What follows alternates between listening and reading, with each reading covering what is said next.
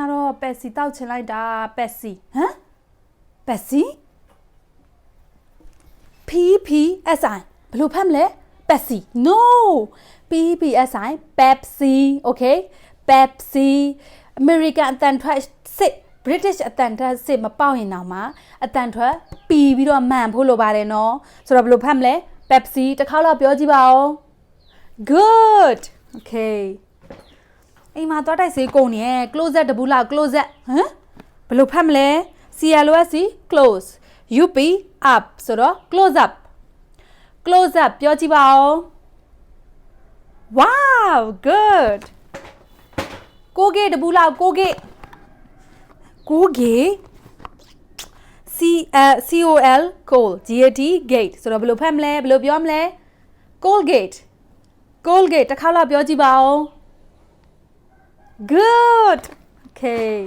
စပ်ပြခဲလဲကုန်နေရကွာစပ်ပြခဲလက်တစ်ခဲလောက်လက်ဟမ်လက်မဟုတ်ပါဘူး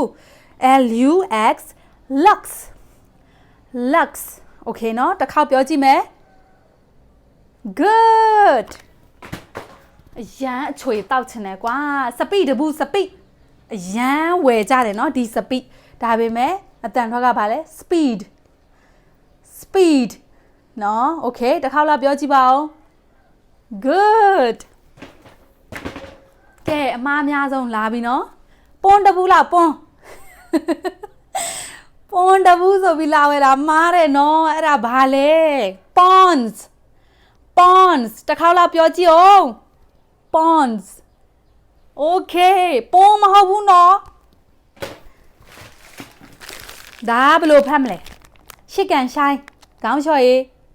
Silk&shine မဟုတ်ဘူးဒါကဘာလဲ Silk&shine okay